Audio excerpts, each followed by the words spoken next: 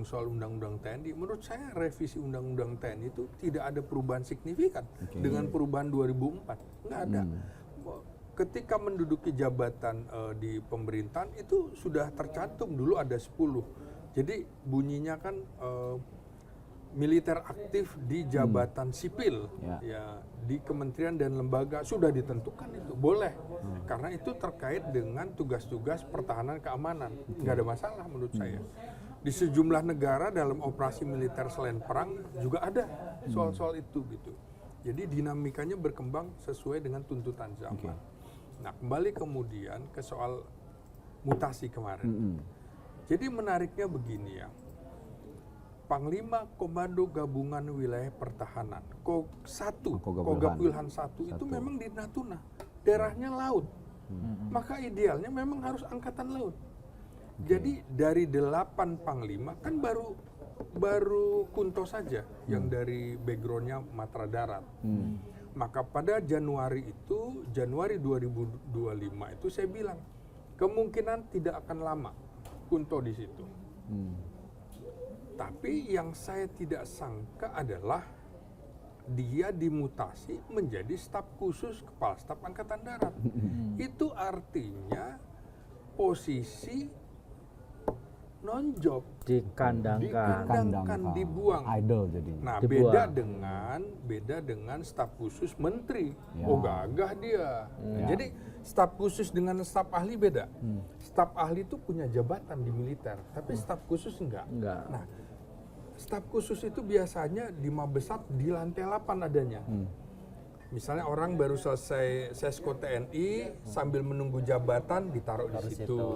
Selesai pendidikan Lemhanas, sambil nunggu jabatan taruh di situ. Orang yang bermasalah mau diadili secara hukum itu juga di situ.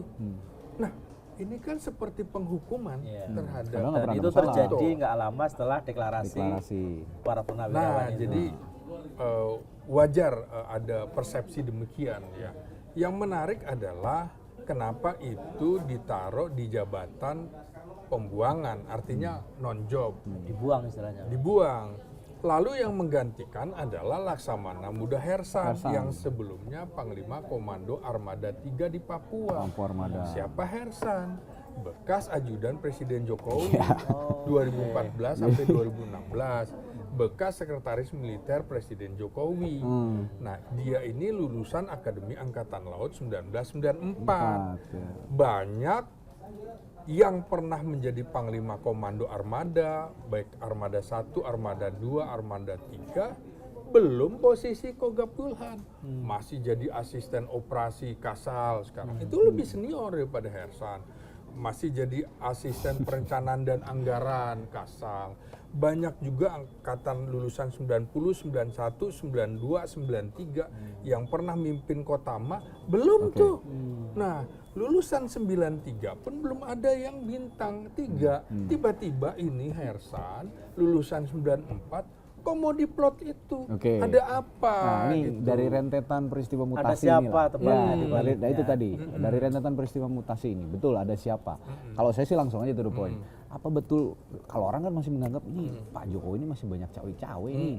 Apakah, saya sih langsung aja ngarahin, apakah betul itu sudah cawe-cawenya itu termasuk ngurusin militer, pergeseran politisasi militer lah jadinya. Ini kan harus bisa dibuktikan dan pasti kalaupun ia nggak ngaku kan, kan begitu. Kan pasti nggak ngaku. Nah, jadi karena saya kuliah di ilmu politik, itu ada teori namanya teori relasi kuasa. Relasi kuasa. Jadi teori relasi kuasa adalah Panglima TNI, Kepala Staf Angkatan Darat, dan Kepala Staf Angkatan Udara, di mana mereka yang harusnya duduk di dalam Wanjakti, ada relasi kuasa patron klien dengan Presiden Jokowi. Kan presidennya Prabowo. Relasi kuasa dulu kan. Jadi itu kan Panglima TNI itu tadi. pernah menjadi komandan Pas Pampres dan juga Dandim di Solo. Pada saat Jokowi menjadi wali kota, dia Dandimnya. Sama dengan Kapolri kan, pernah menjadi Kapolres Solo. Nah, Kasat juga begitu. Kasat pernah menjadi komandan Pas Pampres era Jokowi, komandan grup A Pas Pampres Jokowi. Kasau juga gitu, pernah menjadi ajudan Presiden Jokowi, sekretaris militer Jokowi, dan dia istrinya sebelumnya wafat, kemudian nikah lagi dengan famili dari Ibu Iriana Jokowi. Nah ini lulusan 1993 yang udah bintang 4. Jadi kira-kira Panglima TNI, Kasat, Kasau, ya kan kira-kira gitu. Ada relasi kuasa. Selain teori relasi kuasa, kan ada teori patron klan juga. Patron memberikan jabatan, memberikan pangkat, memberikan kesejahteraan, fasilitas. Klien apa tugasnya? Memberikan loyalitas. Nah sehingga. Jadi ini patronnya siapa, kliennya siapa nih? Iya, patronnya adalah Jokowi. Mereka sebagai klien.